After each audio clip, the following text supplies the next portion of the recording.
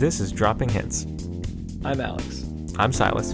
In this podcast, you'll catch a glimpse of our everyday conversations. So you've been playing a lot of Dark Souls lately. You beat the Great Wolf Sif right after beating Ornstein and Smo, Dragon Slayer Ornstein and Big Fat Executioner Smo. But not before farming 30,000 souls to level up. This sounds so bad. Does it? Yes. Why? Out of context. Out of context. Because Silas, yes, out of context. This is a video game you're talking about. A video juego. Not a video huevo. Not like video I told juego. you earlier. Los huevos de video. Not a video egg, but yes. Not huevo and not video juego. Not egg game and not egg juice or whatever that is. I said Game it wrong. juice. Game juice. Juicy video. Juicy fruit. Video jugar. Los videos de juego. This is just a cringe The attempt conjugation at is jugar spelling Spanish. to juego Yeah. and juegas and juegamos. I don't know anything. I think it's juegamos. It means we play.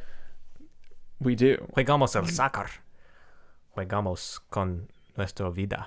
This is what a couple years of Spanish classes. No, it's more rightly you. what a couple of months of living in. I almost said Spain. I didn't. A couple live in months Spain. of living there, a couple years of classes. You be the judge. You will lose. This is not an episode about speaking Spanish. This is an episode about video games. Video juegos. Yeah. And how we like to play video games. Some more than others. Yeah. I happen to love them. I happen to just appreciate a very select few of Right. them. Our, Very select. Yeah, very select. Press select. There's always a select button. Yeah. But our first experiences were like, what? Game Boy Advance? Game Boy Advance SP. Started off with our older brother Ethan. He was the first in our family to own a video juego. Un console. I don't know why that's a thing now that we're just saying in Spanish, but we're multilingual. At least like 1.5 languages. 1.5. 1.5 lingual. Yeah, well, okay, so Ethan was the first in our family. Right. Then we get a game. graduated to our... Then I got the same. I got a Game Boy. Yeah. And I would just borrow them. So I would just borrow them. We had a couple good games.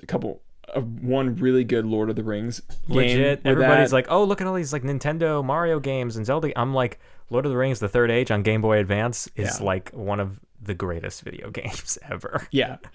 But then we got a GameCube. GameCube, like gender unspecified. I don't know, but this was a long time after it came out. It came out in like 01, and we probably got it in like 2004, 5. I think it was 6 or 7, 06 or 07. Yeah, I can't recall exactly, but it was definitely not fresh off the shelves. Yeah. Then came the next generation. Yeah, the next generation. Well, we had a Wii for like 2 months. We just bought the Wii, but we got the Wii after the 360, and we just bought the Wii because it was like... It was like I guess you have a Wii because they're like $90 now, and you can just kind of have one. Yeah, it was cool because you did the motion. You did, stuff yeah. With the you're like Wii Sports. Yeah, animation. All bowling. Kind of stuff. We do bowling. Right. It was around that point though with the 360 that you stopped playing video games for the most part. Yeah, as soon as Silas got an Xbox, well, it was Ethan who had the Xbox 360. And that was when I played a little bit through that. Yeah. You know, some of the games like Halo games, I was all into those. Dark Souls. New game plus 5. Right. I was into that. But then a year or two after that, I was like, I'm kind of over this. But you stuck on. I stuck with it. I continued down my righteous your quest. As it were, yes. For me, it was just like side quests. But it was side for quests, you, and then I discovered like... the ultimate quests right. of Skyrim, Elder Scrolls, more Halo. Yes. Not really any Call of Duty. And then, but then just... you evolved to Xbox One. Xbox One.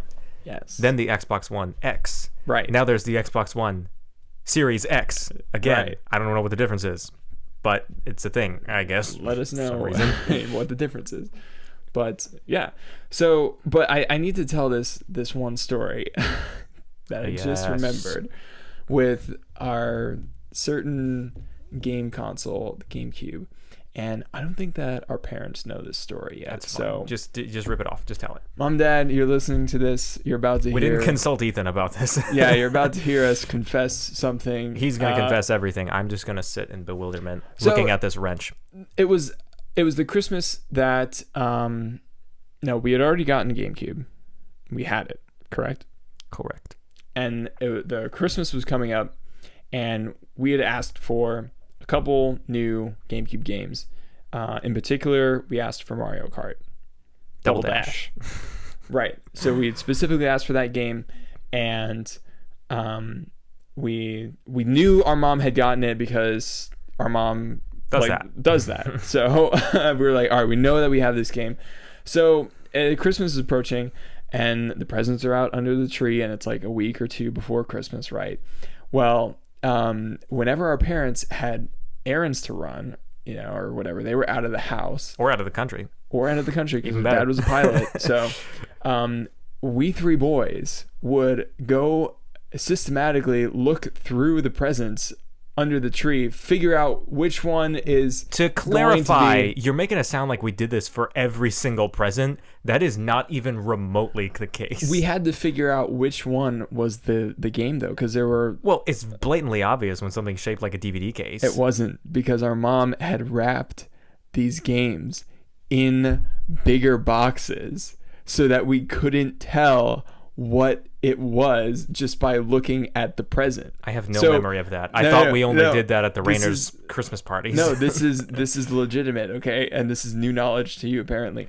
But the Mario Kart Double Dash was hidden inside like a tissue box sized box and wrapped in that. So what we did was, once we found that and we're like, okay, we think this is it, we would open it up and it was like, okay, this is the wrong game. Wrap it, wrap it, make it like no trace. Eventually we found it. Okay. We found Mario Kart and we would play it. Okay.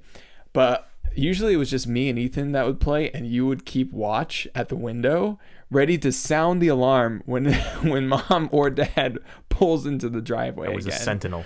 Yes.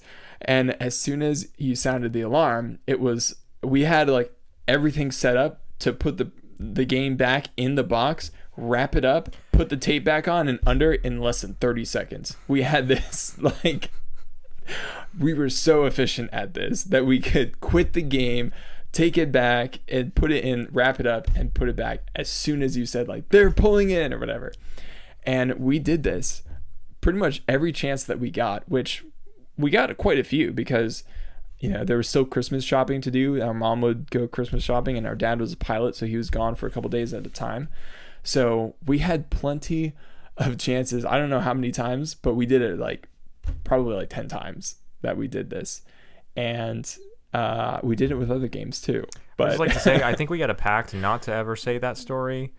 And I would like to go on the record that he was the one that broke the pact. It's been how many years? 13, 14 years? No comment. It's fine. It's fine. We can all laugh about it. But that was like your peak of video games. Then you receded back into the ebb after Dark Souls, I guess. But you still have an appreciation for them. Right, because I think with some games you don't have to be like the gamer type. There's the stereotype out there. I hate that word. Of the person who wears headphones, who streams online and plays games or whatever. You don't have to be that. You can appreciate a video game for its art, because in a way, you and I agree on this, and we were talking earlier that video games are like a form of art. They're a form of freaking art.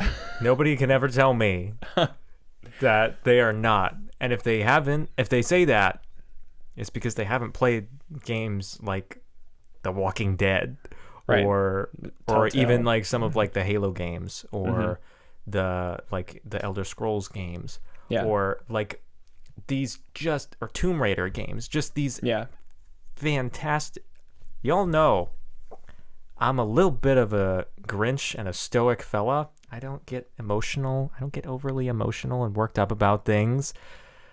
But I did cry twice during my playthrough of The Walking Dead, which he was there for. Yeah. He was, because he just waltzed in one day when I Yeah. was playing for some I do reason. that sometimes. On like the first season or something like that, and I was playing the Walking Dead game, not the TV show, the game. And he was like, "What the heck is this?" And I was like, "It's The Walking Dead." And he watched it, and we were like, "This is intense."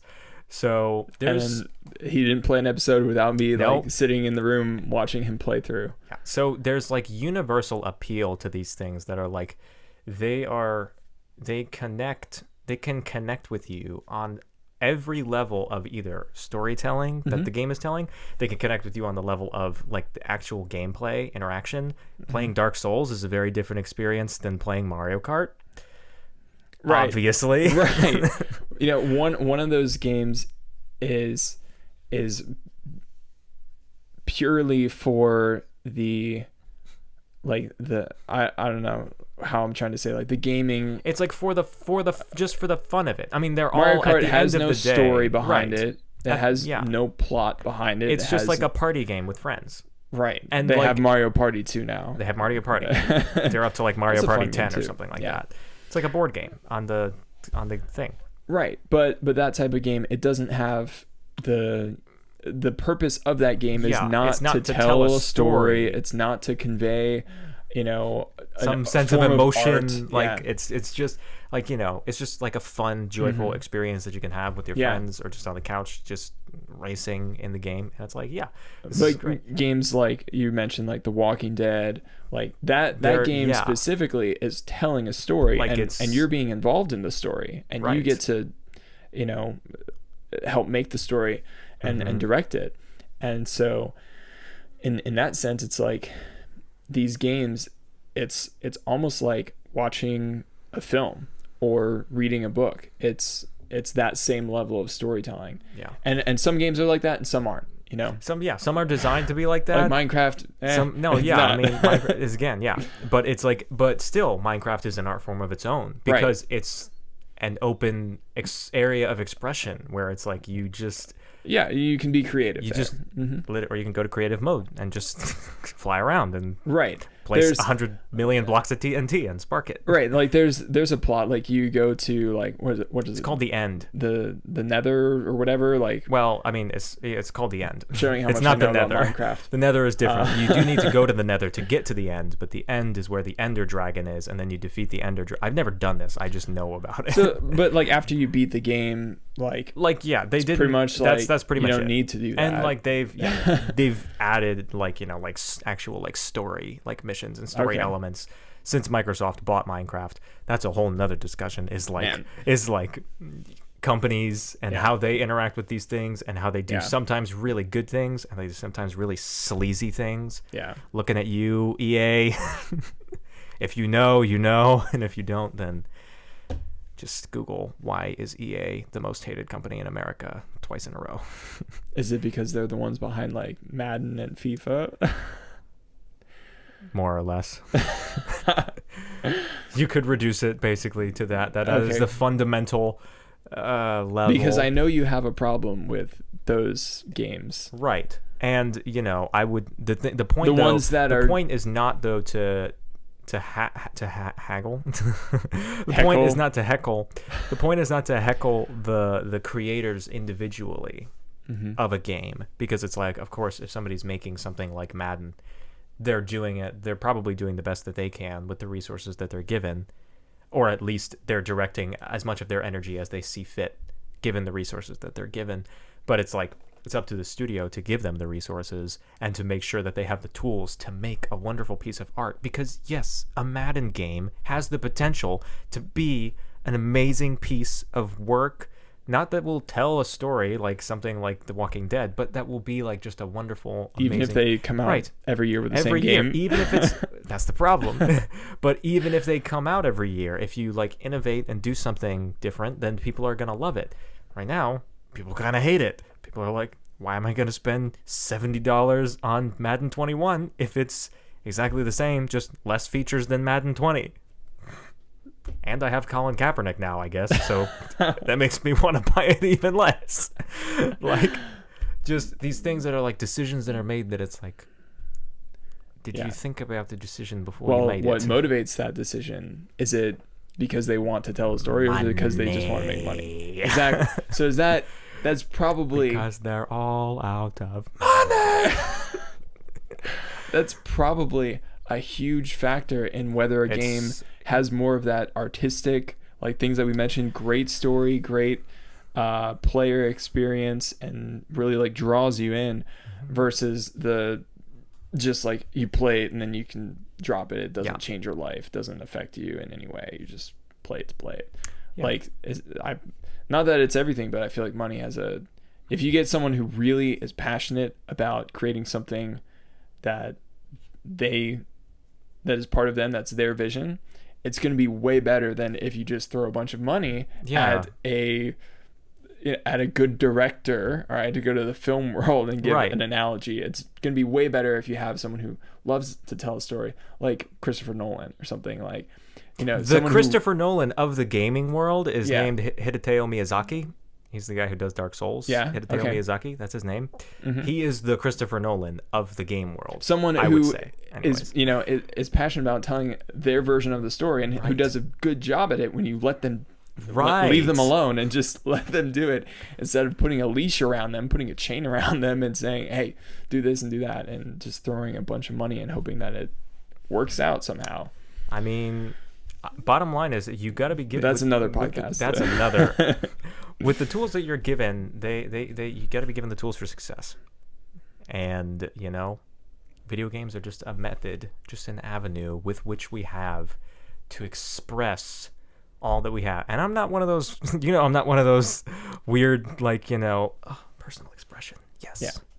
I'm flailing my arms for all the listeners. I'm flailing my arms around like, yes. Interpretive dance. That's what I'm trying. That's the vibe I'm trying to give, like interpretive dance. I'm not one of those people.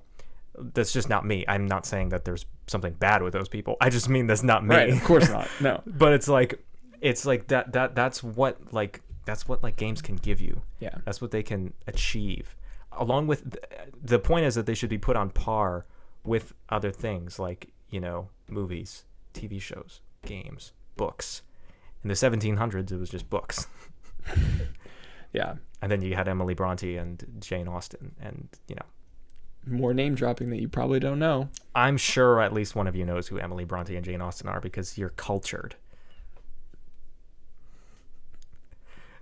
Play some video games. Give them a chance. They're really fun. Yeah, I really appreciate them, and I hope that you appreciate them too. Because I appreciate you.